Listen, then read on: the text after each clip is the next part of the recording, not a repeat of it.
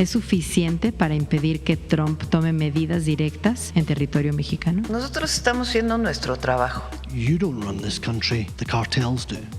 Entiendo que el presidente y usted tienen una muy buena relación, pero ¿usted cree que es respeto cuando él menciona que no es usted quien gobierna México, sino que son los cárteles quienes lo hacen? ¿Cómo responde usted a eso? Pues que es falso. Eso no quiere decir que no nos hablemos con respeto. ¿Y a dónde quede todo eso, todas esas ganancias, toda esa ayuda, si no llega al pueblo? Esa es otra cosa. Y sí llega a la gente. Esto para usted tiene que ver, no para el director, para usted. Son las preguntas, no me escucha. Por eso, pero esa es tu opinión. Hay otras opiniones distintas y las respetamos mucho. Todavía no sale la reforma electoral, ¿o sí? ¿Ustedes la conocen? Todavía no se conoce su contenido. México atraviesa un momento de alta tensión institucional. Dice que no regrese el antiguo régimen. ¿Y saben quién firma? La Bastida. Luis Carlos Ugalde. Hablando de democracia, el responsable del fraude electoral del 2006. Se van a sorprender todos de la reforma electoral. ¿Cómo va, presidenta? Bien, muy bien. Pues como ven, son muy buenos resultados. Quiero dar un antecedente muy importante, o varios antecedentes muy importantes. El primero, recuerdan que le decían al presidente López Obrador, ¿cómo es posible que se vaya a construir una refinería? Eso no es rentable. Hay que exportar petróleo. Lo demás hay que comprar gasolina y diésel en donde se produzca. Bueno, estos resultados tienen que ver, entre otros, a que tenemos hoy 8 refinerías en el país funcionando. Las 6 refinerías históricas, Dos Bocas o la refinería Olmeca y Deer Park. Y se está vendiendo por una estrategia de comercialización muy bien la gasolina y el diésel y la turbocina producida por Pemex. Y además genera soberanía, porque antes se importaba la gasolina. Eso es algo muy importante. Procesar petróleo en México es fundamental. Lo segundo, se recuperó la empresa pública. Se dedicaron 36 años a tratar de desaparecer Pemex. Y hoy Pemex se recuperó. Los primeros 6 años del presidente López Obrador y después la reforma que ayer presentamos nuevamente en el 28 constitucional, reconociendo que las empresas del Estado son empresas públicas, o sea, del pueblo, empresas de la nación. Y segundo, que la producción de las empresas públicas no puede considerarse monopolio. Eso lo quitaron en la reforma del 2013 y hoy se recuperó. Las nuevas leyes de Pemex, que en vez de desintegrar la empresa, la integraron, ya es una sola, ya es un solo corporativo. Desde 1992 lo dividieron, en la época de Salinas de Gortari. Hicieron Pemex Refinación, Pemex Exploración y Producción, Pemex Transformación. Su objetivo era privatizar cada pedazo. Ahora cada una tenía su propio consejo de administración. Ahora no, es una sola empresa, son directores generales de una sola empresa, con transparencia. Eso quiere decir integrar verticalmente la empresa y un solo consejo de administración. Un programa muy importante que ya venía, pero más de austeridad republicana al interior, en la parte sobre todo de los trabajadores de confianza. recuperar la capacidad de los trabajadores de Pemex. Muchos de ellos estaban abandonados y se han ido recuperando en su participación dentro de la empresa. Entonces hoy tenemos una empresa pública, una empresa del pueblo, y a diferencia de lo que decían que mientras más se privatizaba, más eficiente era, pues ahora estamos demostrando todo lo contrario, que mientras más integrada esté, más al servicio del pueblo, y siendo una empresa de la nación, más eficiente es.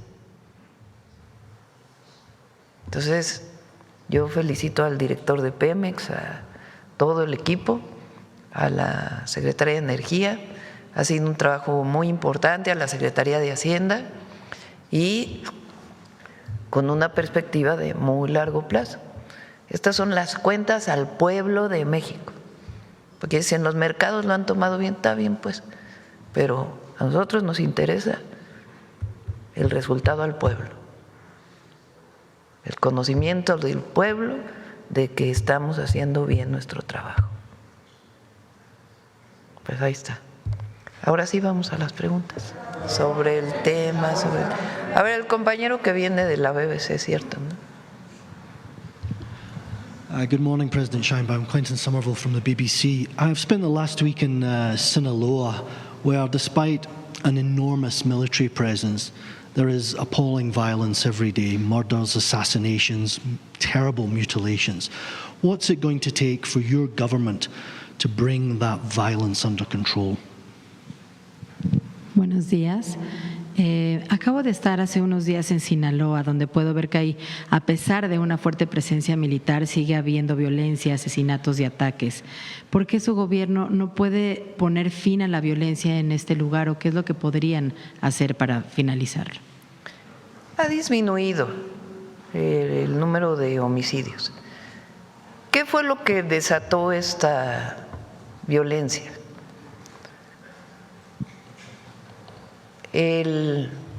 La división de un grupo delincuencial provocada por uno de los jefes de este grupo a Estados Unidos, cosa que nunca quedó muy clara cómo fue. Eso provocó una pugna interna. ¿Qué hacemos nosotros? Buscar evitar afectación a los civiles, a la gente. Nuestra política no es el enfrentamiento militar, porque eso ya se probó en México en el 2006 al 2012, y lo que se generó fue mucho más violencia. Lo que se busca es la detención en el marco de la ley de los grupos delincuenciales.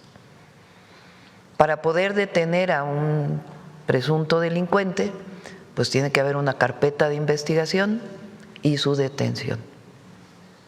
Y al mismo tiempo atender las causas, que los jóvenes no se acerquen a los grupos delincuenciales y evitar que haya afectación a la población civil.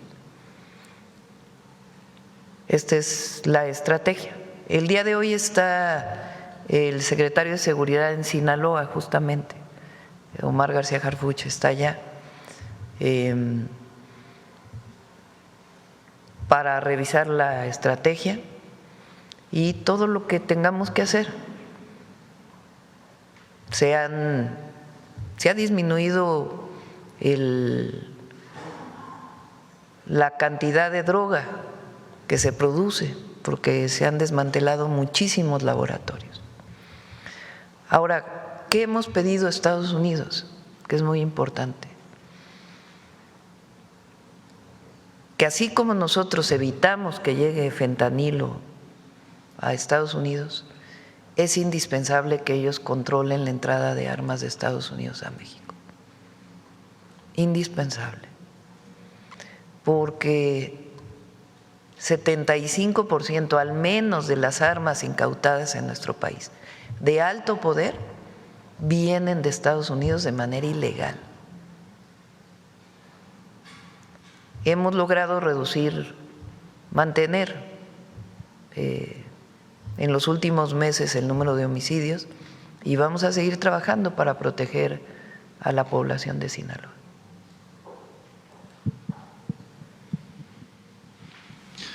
You've said that the supply of fentanyl to the United States has dropped by about 50%. Do you think that that's going to be enough to stop President Trump taking direct military action against the cartels on Mexican soil? Bueno, hablan de que hay una reducción del 50% de la cantidad de fentanilo que llega de Estados Unidos por parte de México. ¿Es suficiente para impedir que Trump tome medidas directas en territorio mexicano?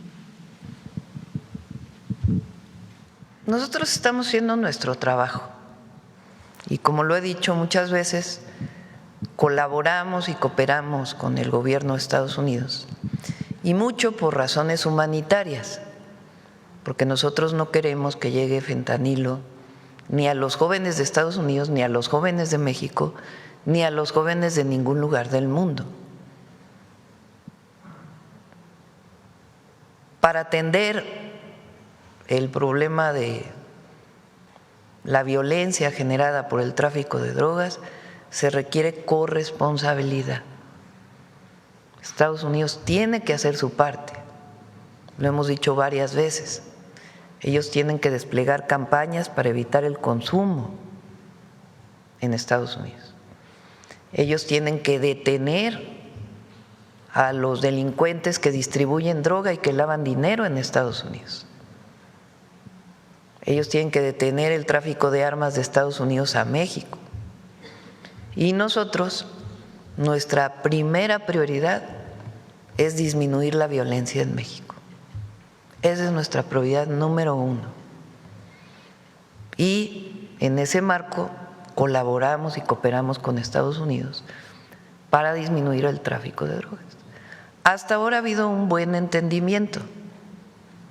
Ha habido muchas veces que el presidente Trump, en las llamadas que hemos tenido, me ha dicho que quieren ayudar más con operaciones conjuntas, con entrada de militares de Estados Unidos a México, y le hemos dicho no,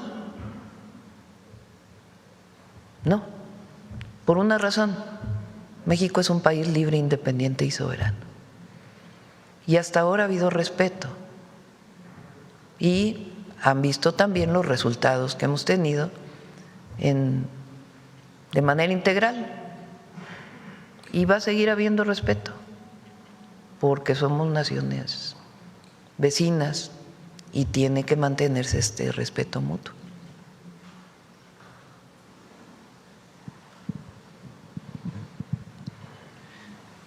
Is it respectful, though, you and President Trump clearly have a good personal relationship, but is it respectful, though, when he says you don't run this country, the cartels do?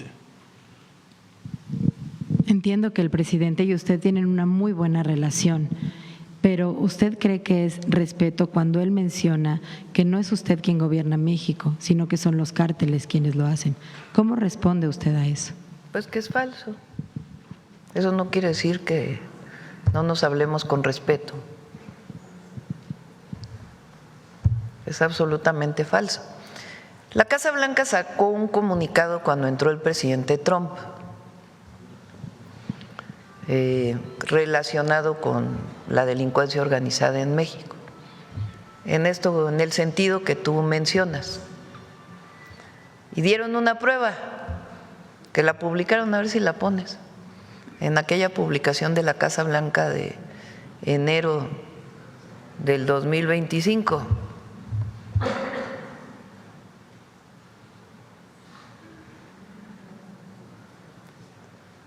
¿Es la de García Luna?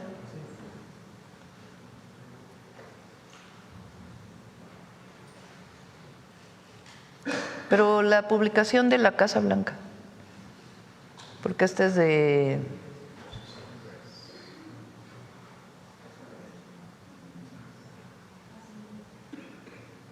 donde habla de la Casa Blanca. ¿Es esta?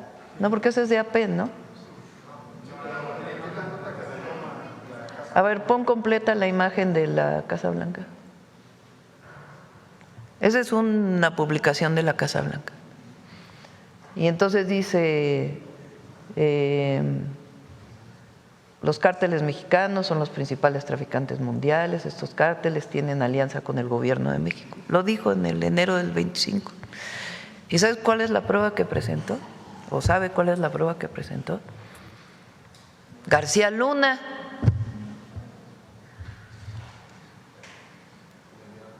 O sea, García Luna, el secretario de Seguridad de Felipe Calderón, que hoy está preso en los Estados Unidos. Se equivocaron como ¿cuándo? 6 años de Peña, 6 años de AMLO, y acabamos de 12 años por lo menos. 13 años. Entonces, en México gobierna una sola persona. No una sola persona, perdón. En México gobierna un solo ente, el pueblo de México, nadie más.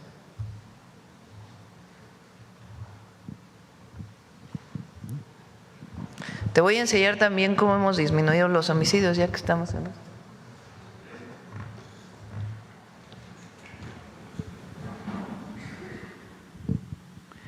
Esta es la gráfica de homicidios dolosos en el país de 2006 al 2012, periodo de Felipe Calderón, de la guerra contra el narco, que puso al frente de esa guerra a un hombre hoy preso en Estados Unidos, que es al que se refirió la Casa Blanca hace un año, por vínculos con el narcotráfico. De 28 homicidios diarios a 70 homicidios diarios. Peña Nieto comenzó a bajar y después 100 homicidios diarios, dolosos. Si uno toma a este y hubieran seguido gobernando los mismos, lo único que hubiera ocurrido es crecimiento, porque es una estrategia fallida, además de mucha corrupción. Llega el presidente López Obrador, estabiliza, comienza a bajar, y este es nuestro primer año. El día de ayer hubo 35 homicidios.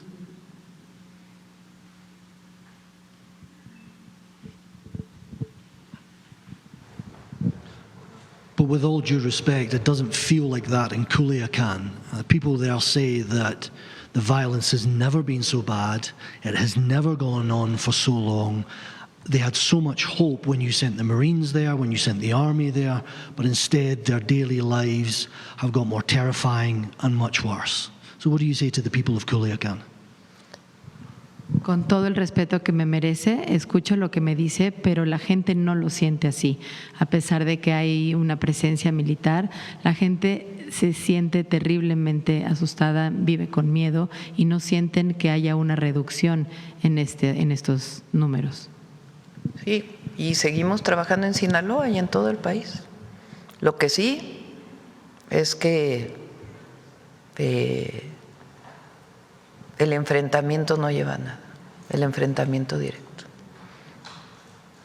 no lleva a nada. Claro, las fuerzas federales se defienden cuando hay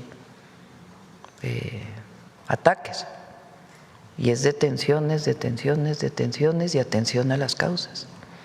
E inteligencia, mucha inteligencia. Y vamos a seguir trabajando por la gente siempre. Siempre vamos a seguir trabajando. Bueno, vamos sobre el tema.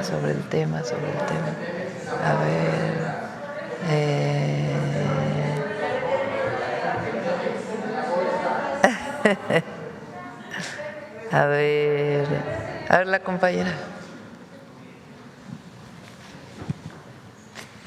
Gracias, presidenta. Celsin Juárez, de noticiasdefrente.com. Presidenta, conocer su postura y aprovechando que está aquí el director de Pemex sobre la refinería Olmeca en Dos Bocas, Tabasco, que cerró el año pasado como la instalación con mayor nivel de procesamiento. Pues tras registrar sus cifras más altas desde su entrada en operación, saber con cuántos pues barriles cerraron el año pasado, si nos pudiera dar más información y claro, su opinión al respecto por ser una pues obra insignia del sexenio pasado. No, pues extraordinario.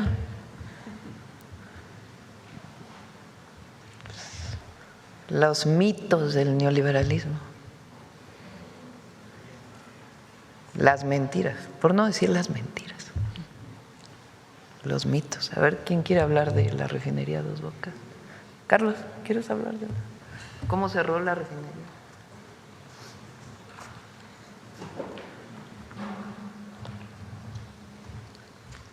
Perdón, no escuché muy bien la pregunta concreta. Sí, la refinería Olmeca, ahí en Dos Bocas, Tabasco, cerró el año pasado como la instalación con mayor nivel de procesamiento. A ver correcto. si tiene pues el dato. Sí, bueno, la refinería Olmeca, para cifras generales, en el 2025, recordarán, nosotros iniciamos el rearranque del primer tren en marzo. Luego en junio, con eso logramos 105,000, si no mal recuerdo, 110,000 barriles de proceso de crudo. Luego en junio logramos arrancar el segundo tren de procesamiento, con ese alcanzamos alrededor de 150, 160,000 barriles por día. Y cerramos en diciembre con un promedio de diciembre de 263,000 barriles de proceso, alcanzando picos de 320,000 barriles sostenidos durante 4 o 5 días. Tuvimos luego que hacer algún ajuste es parte de las pruebas de alcanzar la máxima producción. Nuestras expectativas, este año lo estamos haciendo, estamos procesando 300,000 barriles por día. Nuestra meta es este año llegar a los 320,000, que es lo que comentó el director, para hacer un total del sistema nacional de refinación, ya considerando la refinería Olmeca, de 1,300,000. Si sumamos a DIRPAR con 200,000, entonces estaríamos esperando cerrar el año total de proceso refinerías Pemex en 1,5 millones de barriles. Muchas gracias. Presidenta, también saber qué información tiene y qué opina sobre la postura de las armadoras con respecto a las nuevas reglas del TEMEC. Mencionan que, así lo dijeron, son las más estrictas de cualquier tratado y que están elevando los costos de producción en Norteamérica y bueno, que esto estaría impactando en el bolsillo de los consumidores. Bueno, pues ya, vamos a ver en el momento en que empiece la revisión del tratado. Presidenta, también ha tomado mucha relevancia en redes sociales la investigación que mantiene Estados Unidos contra el empresario Jeffrey Epstein. Sin embargo, también se han revelado en los últimos días que hay mexicanos, expresidentes, empresarios que han salido mencionados en estos archivos hasta más de 100 veces. Saber cuál es la postura del gobierno mexicano y saber si se va a abrir alguna investigación aquí en México, porque bueno, pues ya hay mexicanas y mexicanos mencionados en estos archivos. Bueno, tiene que abrirse la investigación en Estados Unidos. Es una investigación en Estados Unidos. Si el Departamento de Justicia solicita la colaboración de México, pues participaremos. Pero es una investigación que ocurre en Estados Unidos. Presidenta, y ya por último, su opinión sobre la última encuesta que se publica en El Heraldo, que revela que 7 de cada 10 mexicanos avalan su trabajo, esto pues en el marco de las negociaciones en el TEMEC, las llamadas con el presidente Donald Trump. ¿Qué opina? Ponla a ver.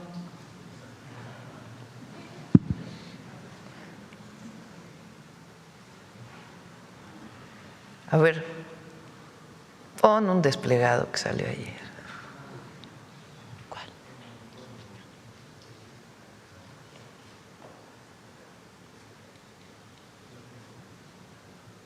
Es que es buenísimo.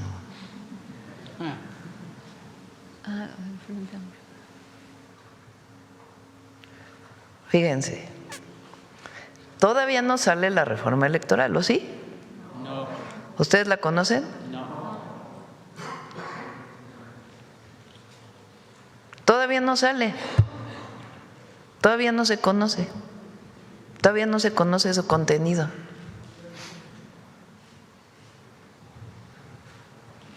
México atraviesa un momento de alta tensión institucional. Regrésale a la encuesta. Mucha tensión institucional hay en México.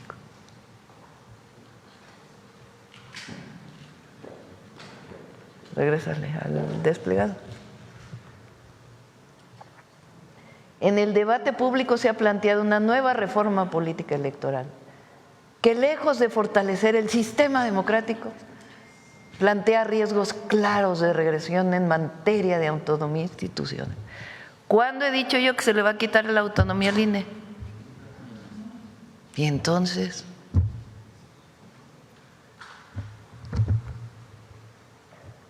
pluralismo político y equilibrios constitucionales. Ante este escenario resulta indispensable una respuesta ciudadana amplia, responsable y organizada que coloque en el centro de la defensa la democracia constitucional. ¿Cuál es la democracia constitucional? ¿Qué quiere decir democracia? El poder del pueblo.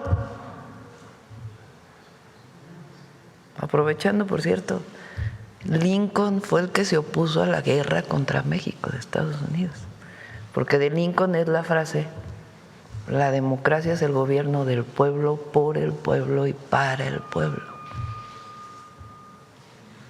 Bueno, México sí vivió una transición a la democracia. No, ahora sí que recuerda el desafuero, recuerda el fraude electoral del 2006.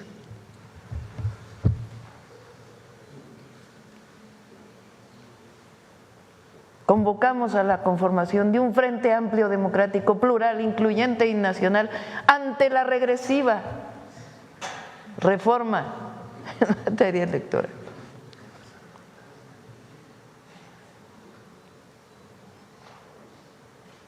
Dice que no regrese el antiguo régimen. ¿Y saben quién firma? La Bastida.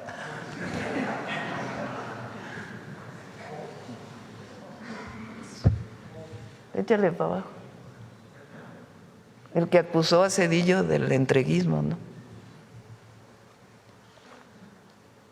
Baja, baja. No, los nombres, ya los nombres.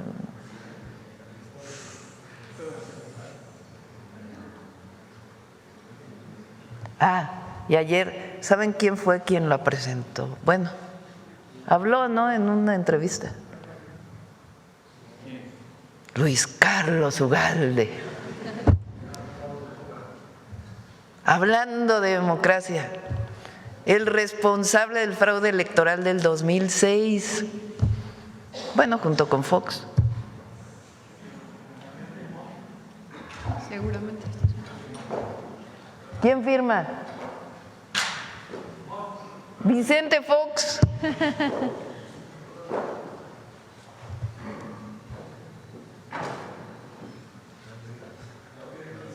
Claudio X González. Denise Dresser. Pone a Claudio X González hablando de la gente para que recordemos la democracia.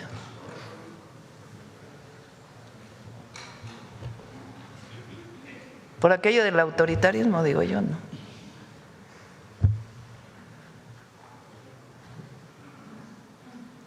Pero además lo increíble, todavía no hay reforma. Qué bueno que lo escriban, ¿eh? Yo solo estoy debatiendo públicamente. No hay libertad de expresión, de reunión, de opinión, de manifestación, de todo en México. Es una opinión. ¿Ya lo tienes por ahí?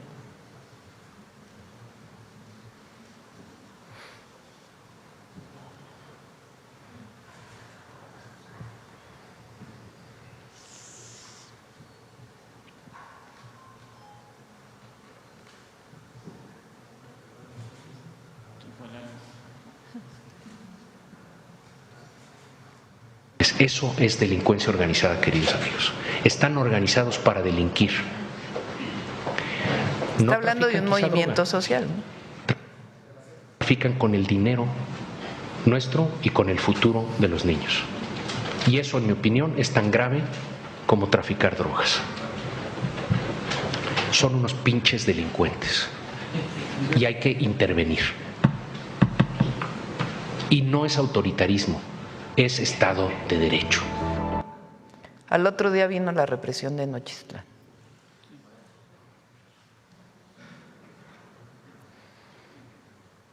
Digo, nada más para hablar de democracia, de autoritarismo y de Estado de Derecho. Se van a sorprender todos de la reforma electoral. ¿Cómo va, presidenta? Bien, muy bien. Yo quisiera que se presentara la próxima semana, pero no estoy segura si ya va a estar y si no, en febrero. Febrero se presenta. Bueno, vamos. Gracias, presidenta. Tema sobre el tema, sobre el tema, sobre el tema, sobre el tema. ¿Qué más? A ver, proceso para que. Gracias, presidenta. Buen día. Quisiera primero preguntarle si pudiera contestar también el director de Pemex. Primero, bueno, un poco por lo que mencionaba la compañera, el asunto de los proveedores. Se había mencionado en el plan desde el año pasado que se prevé que para 2027 ya logre la autosuficiencia en cuanto a recursos, vaya, sin la ayuda como tal del gobierno federal para que pueda pagar solo sus deudas. Si que con este esquema y con lo que han anunciado, se ve que en efecto puedan lograr o necesiten más tiempo para este tipo de ayuda por parte de Hacienda, por ejemplo. El resultado de 2025 es mucho mejor de lo que se esperaba, mucho mejor. Y el objetivo es que cada vez haya más independencia de Pemex. Vamos a esperar si en el 27 en efecto ya no se requiere un apoyo adicional. Lo que se hizo fue apoyar para desplazar vencimientos financieros que tenía Pemex en el 25 principalmente, y eso fue muy bien recibido, ahora sí que como dicen por los mercados. O sea que todavía podría abrirse la puerta a que si sigue requiriendo hacia 2027 se le puede seguir ayudando hasta que logre ya tener la suficiencia para cubrir sus deudas. O sea, la deuda de Pemex la paga Pemex. Lo que se ayudó es que los vencimientos se renegociaran. Y eso fue a través de apoyo de Hacienda, que permita pues, que se desarrolle. Y una parte, es decir, más que se asuma como deuda soberana la deuda de Pemex, Hacienda apoya, porque de esa manera además es mucho más fácil hacerlo, más barato incluso en términos de las tasas de interés, en toda la renegociación de la deuda. Bien, presidenta, también otro tema relacionado con Pemex, esperábamos también la visita del director, pues preguntarle si también pudiera contestar él en torno a este asunto, que en varias ocasiones se ha solicitado aquí información respecto del tema de los contratos para envío de petróleo a Cuba. La presidenta en varias ocasiones ha mencionado que si en efecto pues la información se podría dar o está, que no habría ningún problema. Yo quisiera justo preguntarle pues precisamente a cuánto ascienden los montos y los contratos que se tienen con el asunto pues del envío de petróleo en específico vía contrato, más no ayuda humanitaria que es independiente, que es la del gobierno. A ver si ponen la gráfica, ¿quieres presentar el porcentaje de lo que representa? Con relación a Cuba solamente tenemos un solo contrato, Es un contrato que tenemos de 2023, que es el último contrato que ha habido, es un contrato comercial normal, como el que tenemos con otros países. Trabajamos con más de 50 países el comercio de combustibles, de crudo y derivados, y con ellos tenemos como cualquier país. Déjenme darles el dato de cuánto es lo que representa para nosotros las ventas a la isla. El año pasado fue menos del 1% de la producción de crudo, y en términos de la venta que tenemos de petrolíferos, es de 0.1% de las ventas de Pemex, o sea, es muy poquito. Realmente representa para nosotros Lo hacemos por razones humanitarias, como dijo muy bien la presidenta, también por razones comerciales, es parte de nuestro comercio. Entonces, con ellos tenemos un muy buen intercambio. El contrato es abierto, es en función de sus necesidades, nos solicitan en función de nuestra disponibilidad. Y déjenme aclararles algo. En general, las exportaciones de Pemex están disminuyendo de crudo. ¿Por qué? La política del presidente López Obrador fue muy clara. ¿Se acuerdan aquel rollo de las naranjas? De que México exportaba naranjas para importar jugo de naranja, ¿se acuerdan? Y entonces la política fue no, el crudo que se produce en México es para beneficio de los mexicanos y se consume internamente. Alberto Castillo siempre dijo, el petróleo crea valor y desarrollo donde se consume, no donde se produce. Actualmente las refinerías que tenemos, son los datos que presentamos, tenemos un alto porcentaje de proceso de crudo en nuestras refinerías, de tal manera que lo estamos consumiendo internamente. Por eso es que nuestras ventas, nuestros productos, el valor agregado que le damos a las gasolinas es más grande. Entonces, nuestras exportaciones de crudo se están contrayendo. Entonces, y además, como estamos estabilizando la producción a 1.8, pues nada más tenemos un margen pequeño. Entonces, por eso es que en general se está reduciendo. Simplemente con ellos es el comercio que tenemos, que es muy pequeñito. Sí, director, quisiera preguntarle a cuánto asciende el monto de lo que se ha vendido, de lo que tiene este contrato. De acuerdo con información que se ha dado a la SEC, se habla de 1.400 millones de dólares en un periodo, pero desde 2023. Sí, la información es pública y se los damos a los reguladores financieros. Efectivamente, ya había informado que en el informe F20 se entrega a la Comisión de Valores de Estados Unidos, están los montos que se entregan. Lo que luego aparece en la prensa son estimaciones, especulaciones, pero los datos oficiales son públicos. Sí, ustedes los pueden consultar en el sitio. Claro, precisamente, bueno, lo que queremos conocer es el monto, ahora que está aquí, aprovechando su presencia. Sí. Este año, el año pasado, ¿cuánto fue lo que se vendió a Cuba en total entre crudo y petrolíferos? Son 496 millones de dólares. Y de los años anteriores, usted dice que tienen un contrato abierto, ¿cuánto ha sido en los últimos? Del mismo orden. No ha habido más aumento ni de disminución.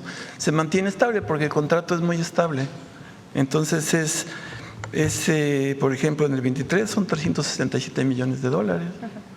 Y claro que nos los pagan, pues tenemos una relación comercial, ¿qué creen? Es justo lo que le quería preguntar de este monto. Bueno, pero sí, entonces también mencionaba usted las estimaciones, pero para tener certeza, porque es necesaria la certeza y no estar justo haciendo como los cálculos de quién sí dio más, quién dio menos, precisamente preguntarle en efecto, entonces son 1.400 millones de dólares de 2023 para acá.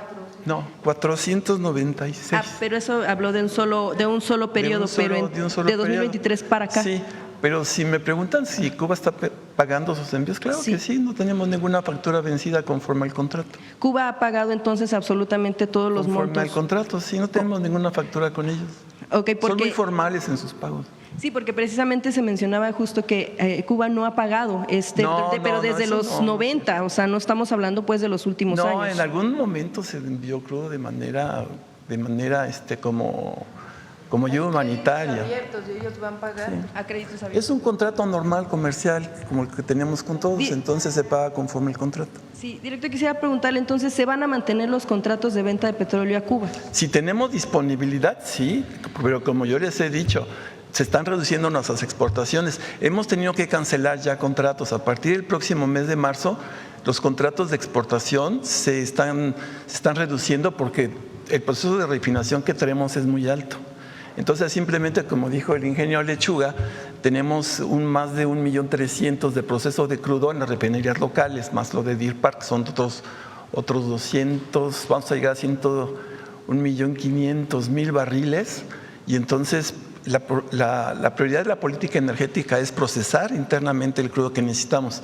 Si se le reduce a los países europeos, a Estados Unidos, a los demás, se le reduce porque nuestra prioridad es muy clara. El petróleo es para los mexicanos y se refina en México. Sí, bueno, dos últimas preguntas en cuanto a esto para usted. Tiene que ver, no, para el director, para usted. Son las preguntas, no me escucha.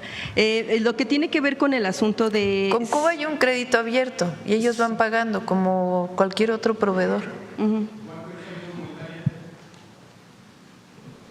¿Cuánto fue de ayuda humanitaria? Es mucho más por contrato que por ayuda humanitaria. Y repetimos, el año pasado fueron poco más de ¿qué? 400 millones de dólares. O sea, tanta exageración. Quisiera preguntarle, Presidenta, si esto también está en el asunto de la negociación del tratado, si se pone sobre la mesa, ¿también sería un factor México para...? es un país soberano. El problema que tenemos ahora es que Estados Unidos dijo que va a poner aranceles a cualquier país que le venda a Cuba. Por eso estamos buscando todas las vías diplomáticas para poder resolver ese problema, que no queremos afectar a México tampoco.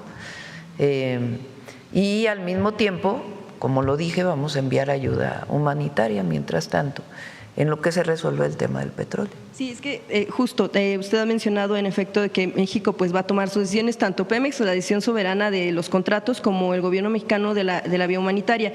Sin embargo, también el presidente Donald Trump ha insistido en que México va a dejar de enviar petróleo a Cuba y lo asegura pues con una certeza de que… Bueno, que pusieron aranceles aquí, a cualquier país que envíe petróleo a Cuba. Entonces, evidentemente no queremos afectar a México, pero pues tenemos también un contrato con Cuba y queremos seguir apoyando de manera humanitaria. Entonces, para eso son las vías diplomáticas, todas las vías diplomáticas que estamos usando, pues para que se pueda seguir apoyando a la isla, sí, al pueblo de Cuba. Justo, y para tener un poco de claridad, si el gobierno, a lo mejor en este instante no se puede con tanta precisión, pero si el gobierno y Pemex también pudieran hacer pues una distinción para informarnos a los medios y bueno en general la ciudadanía sobre el asunto tanto de los contratos que se han tenido pues en los últimos años, no hablamos nada más del sexenio pasado y de sino históricamente, pero también del asunto de la ayuda humanitaria, de también en qué otros rubros se ha apoyado a la isla, pues para saber en qué más se le ha ayudado, si es por ejemplo únicamente petróleo, ¿en qué otra situación por ayuda humanitaria? Por ejemplo, también hay contratos que se tienen de México a Cuba. Los médicos cubanos que están en México se les paga a los médicos cubanos, porque luego dicen que están explotados, ¿no? Se les paga lo que se les debe pagar y vienen a México porque hacen falta en México. Se compran algunos medicamentos, se compró vacunas y se paga. Pero son contratos, como se tienen contratos con muchos otros países del mundo. Y también como se da ayuda humanitaria a todo el mundo. Nosotros apoyamos los incendios de California, apoyamos al pueblo de California, apoyamos a Texas cuando tuvo los incendios, apoyamos a Chile cuando tuvo los incendios, apoyamos a Haití. Y ahí donde nos necesitan, ahí vamos a estar, porque México es un país y un pueblo solidario.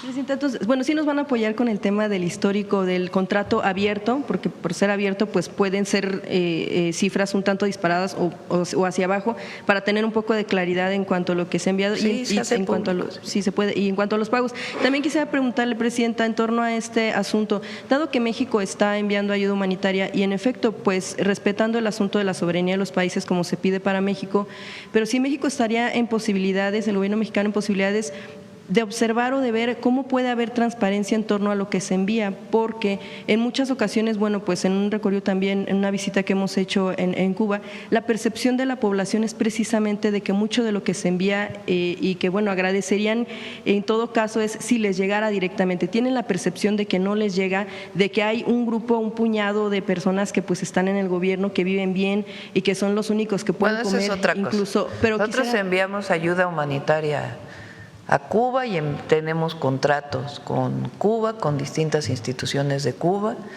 y ya lo que mencionas, pues ya es otro tema. Pero no importaría dónde quede todo eso, todas esas ganancias, toda esa ayuda, si no llega al pueblo. Esa es otra cosa, y sí llega a la gente. De la percepción es diferente. Y bueno, sobre el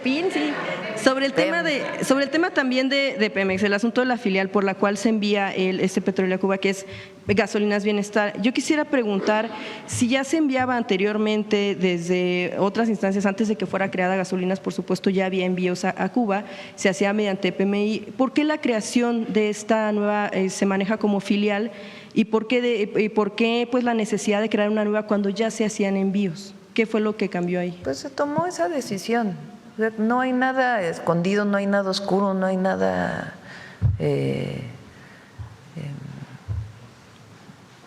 malo que se esté haciendo. México siempre ha apoyado a Cuba incluso en los gobiernos más autoritarios, se apoyó a Cuba. México fue el único país que se opuso al bloqueo a Cuba. Hoy se oponen todos los países del mundo, excepto 2, pero México fue el primero y el que siempre apoyó. Fidel Castro vino a la toma de posesión de Salinas de Gortari. Que yo recuerde, nadie dijo nada entonces. Con Fox, pues sí fue comes y te vas, ¿verdad? Pero tampoco se atrevió a no invitarlo. ¿Por qué? Porque el pueblo cubano siempre ha estado agradecido con el pueblo de México por su solidaridad, por su apoyo. Y como dice nuestra Constitución, la decisión de cada pueblo es soberana. Es su propia autodeterminación lo que tiene que determinar. Sí, bueno, solo que el problema en Cuba es que pues estamos hablando de un país de un solo partido durante 67 años. La gente no vota a su presidente y tampoco hay transparencia ni siquiera sobre lo que gana el presidente, como por ejemplo si pasa en nuestro país, ¿no? Que conocemos el salario de en este caso la presidenta, son más o menos 14 salarios mínimos. Esa es tu opinión. En el caso de Cuba no existe como tal un tema de transparencia para saber, por ejemplo, cuánto. Por eso, pero esa es tu ellos. opinión. Hay otras opiniones distintas y las respetamos mucho. Y en México la gente puede tener distintas opiniones, distintas. Se puede apoyar o no al régimen de Cuba, pero el pueblo cubano es el pueblo cubano. Y México no abandona a nadie, ni a su pueblo, ni a un pueblo que esté en sufrimiento. Entonces, por eso es muy importante la historia, porque no es de ahora, es de siempre. Repito, gobiernos que no eran de Morena, Morena ni existía, ni estaban registrados partidos políticos fuera del PAN. Y siempre hubo apoyo a Cuba desde su revolución. Entonces, hay que poner todo en contexto, todo en contexto. Y se pueden tener opiniones diversas. Y qué bueno que en México haya opiniones diversas, muy diversas. Qué bueno que exista, qué bueno que se publicó este desplegado ayer, qué bueno que se manifiesten, que digan. Ahora nosotros contestamos, ¿no? También. Entonces, México es un país democrático y se permiten todas las opiniones. Nosotros actuamos con base en nuestra Constitución, con base en nuestra historia y con base en un valor profundo del pueblo de México, que es la fraternidad. México tiene valores únicos en el mundo, que vienen de la historia de los pueblos originarios, valores comunitarios, de solidaridad, de fraternidad, de apoyo mutuo, de amor al prójimo, de amor al pueblo. Yo lo he dicho aquí, la gente más humilde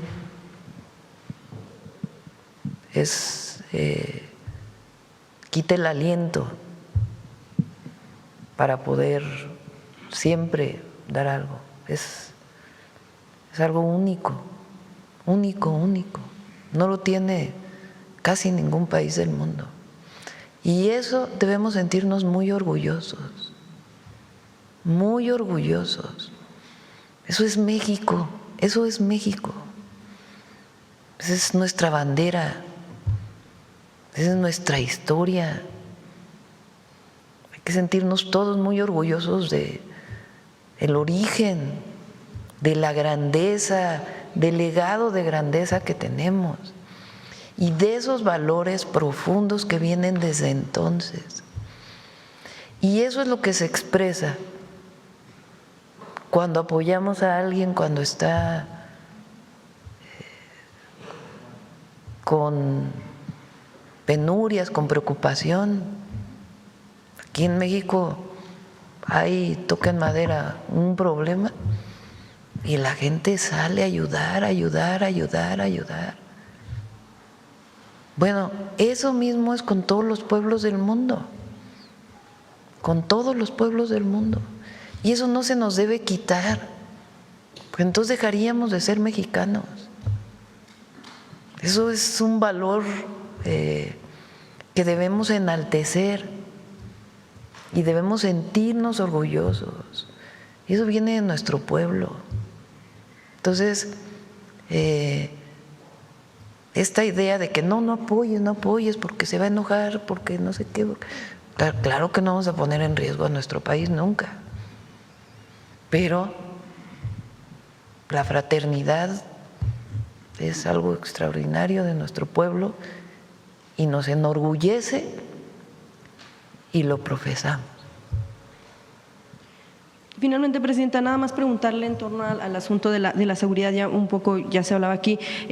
Si el presidente Donald Trump ha mencionado varias ocasiones que ellos tienen certeza de información, de incluso hasta el color de las casas donde residen los delincuentes, los narcotraficantes, pues ¿qué estaría esperando para compartir información como tal con México, para ir pues como tal tras ellos? Si es un asunto de que no quieren compartir información por falta de, sobre todo, confianza tal vez en Fuerzas Armadas mexicanas. ¿Cómo no entendí la pregunta? Si el asunto de la información que tiene Estados Unidos, de dónde, por ejemplo, residen los narcotraficantes, ¿qué estaría esperando el gobierno mexicano, el gobierno estadounidense para compartirlo como tal con el mexicano, para no operativos conjuntos, pero por lo menos para que desde México se hagan este tipo de detenciones? Mucha información. Y si no perciben falta de confianza en, por ejemplo, Fuerzas Armadas para compartir pues información muy precisa, muy exacta, pues justo para ir tras estos objetivos solamente. No, comparten mucha información, mucha. A otra pues no la tendrán, ¿verdad? Hay confianza. 9:14. A ver, una última de Pemex para que… Pemex. A ver, la compañera ya de Fortuna que me había preguntado, desde antier anda ahí. Muchas gracias, Presidenta. Yaret Arciniega, de Revista Fortuna. Presidenta, la agencia Fitch estima que el precio del crudo bajará hacia los $57 en 2027. Ante este escenario de menores ingresos por exportación, ¿qué ajustes específicos del Plan Estratégico 2025-2035 apuntalarán que pues, la calificación de Pemex pueda subir por estos cambios estructurales de la empresa? ¿Sería pues, necesario ampliar el apoyo pues, multisectorial del Gobierno federal? Se tiene contemplado por Hacienda, el otro día lo dijo aquí el secretario de Hacienda, también es desde hace muchos años, coberturas en caso de que baje mucho el precio del petróleo, relacionado con lo que se programó en el presupuesto de egresos de la Federación. Entonces, se tiene contemplado eso y el plan de Pemex pues tiene contemplados esta posible circunstancia, pero afortunadamente pues están estas coberturas que ayudan mucho. Muchas gracias, Presidenta. Como acaba de explicar, el derecho de utilidad compartida en Pemex, el impuesto del bienestar pues ha bajado de 65% a 30%, lo que ha permitido pues que Pemex cuente con más flujo de efectivo. ¿Habría posibilidad de bajar aún más este derecho para que pues la petrolera tenga más recursos e incrementar el llamado CAPEX, el gasto capital? ¿Cómo se ha compensado esta reducción del derecho de utilidad compartida, Presidente? Recuerden que en la época del llamado boom petrolero, fue la época de López Portillo, que decía que el problema de México era cómo se iba a administrar la abundancia, y después se cayó el precio del petróleo, nunca lo previeron y vino la crisis, la devaluación. Se daba… Pemex era la caja chica, como decían. Entonces, aparte de la corrupción, todo venía de los ingresos petroleros, era 70%. Todavía en la época de Calderón y de Fox, y además con barrilas, $100 el barril y producciones de 3.4 millones de barriles diarios. Entonces, 30% es un buen número y hasta ahora ha resultado muy benéfico para Pemex y obviamente pues muy benéfico para el pueblo de México, porque todos esos recursos pues van a programas de bienestar, obra pública, escuelas, etcétera. Gracias, presidenta. Por último, hablando regionalmente del pago de proveedores, las agencias calificadoras de deuda han identificado que en Villahermosa, Tabasco y Dos Bocas se concentra al menos 30% de las deudas con proveedores y que alcanza a pequeñas y medianas empresas locales. Lo mismo sucede en Poza Rica, Veracruz, con el 15% del pago de proveedores, en donde se estaría reduciendo la actividad en pozos secundarios de Pemex. ¿Hay alguna estrategia para que el pago de proveedores llegue antes a estas regiones? Bueno, el pago de proveedores el 2025 fue, bueno, ya lo puso Pemex, muy importante y prácticamente con eso quedó saldado. Todavía en febrero se van a pagar algunos pagos del 2024 que habían quedado pendientes y el 2025 prácticamente pues quedó saldado, ¿no? Prácticamente todo. Entonces, y ahora corresponde pues pagar lo que tenga que ver con la proveeduría del 2026 y una parte que quedó del 2025. Pero se hizo un esfuerzo muy importante para poder saldar la deuda de proveedores. Muchas gracias, presidenta. Buen día. Ya, vamos a… Ya lo va a informar el secretario de Seguridad. Está en Sinaloa ahora. Lo va a informar el secretario de Seguridad. Está por eso en Sinaloa, entre otras razones. Sí. Adelante. No va a haber mañanera mañana. No, vamos directo a Querétaro. Qué bueno que lo pregunta. Vamos directo al evento del 5 de febrero. El viernes sí, en Michoacán. Ajá. Vamos. Con su permiso, presidenta, buenos días a todas y todos.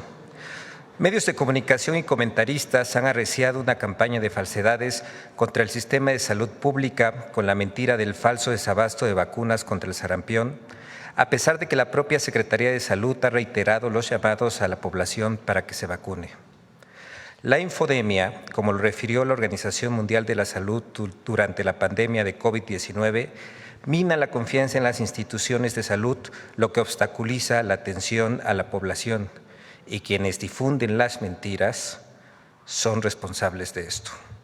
Por otro lado, en redes sociales circulan falsas oportunidades de inversión en la Comisión Federal de Electricidad y Pemex.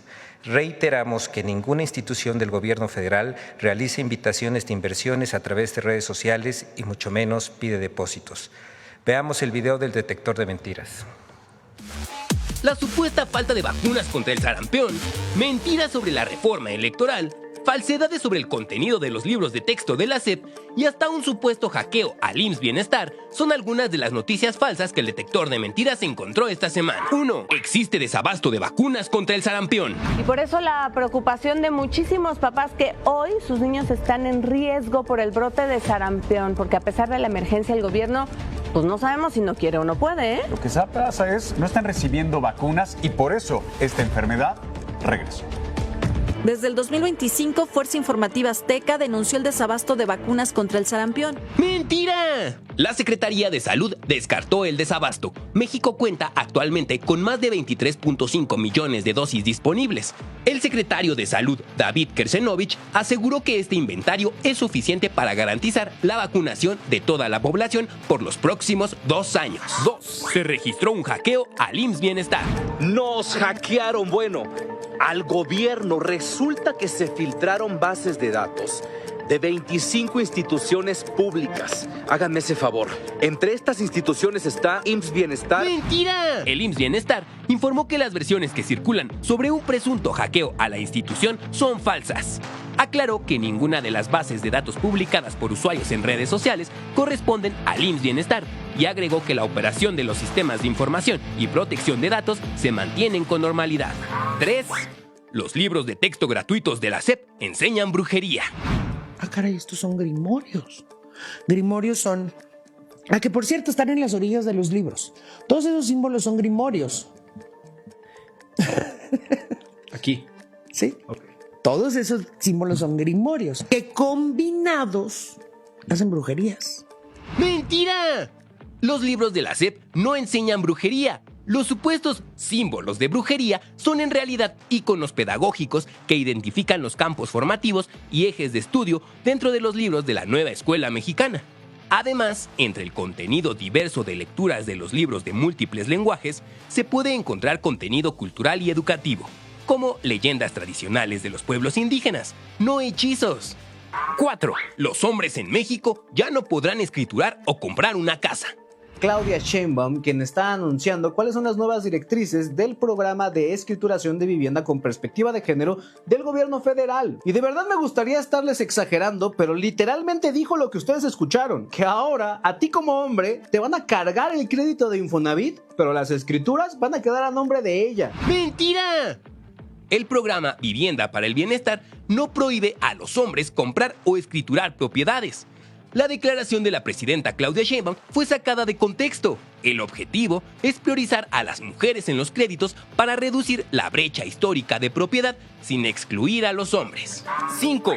El gobierno de México otorga concesiones especiales o privilegios fiscales a oligarcas. ¡Mentira! El gobierno de México no otorga beneficios discrecionales ni crea excepciones para individuos específicos, sino que se trata de mecanismos generales y vigentes en la ley fiscal, aplicable a cualquier contribuyente que cumpla los requisitos. El Código Fiscal de la Federación, en su artículo 66, establece que las autoridades fiscales, a petición de los contribuyentes, podrán autorizar el pago a plazos, ya sea en parcialidades o diferido de las contribuciones omitidas, siempre que el contribuyente pague al menos el 20% del adeudo y garantice el resto. 6. La reforma electoral eliminará el principio de sufragio efectivo, no reelección. La reforma electoral de Sheinbaum es tan autoritaria, aun y cuando nos digan que todavía no está acabada. Ya está redactada. Que mata el principio del sufragio efectivo, no reelección, Carlos. ¡Mentira! La reforma electoral no elimina el espíritu del sufragio efectivo no reelección. La validez y efectividad del voto están blindadas por los artículos constitucionales 39, que garantiza que la soberanía dimana del pueblo, y 41, que garantiza elecciones libres, auténticas y periódicas. Además, el artículo 83 prohíbe de forma absoluta la reelección presidencial. 7. Pemex invita a invertir a través de redes sociales y páginas web. ¡Mentira! Petróleos Mexicanos alertó a la población sobre falsas ofertas de inversión que suplantan la identidad de la institución. Informó que Pemex no promueve inversiones de ningún tipo a través de redes sociales, páginas web, mensajes ni personas físicas, y señaló que la única forma de invertir en Pemex es mediante instituciones financieras reguladas por la Comisión Nacional Bancaria y de Valores. Gracias, presidenta. Gracias. Vamos.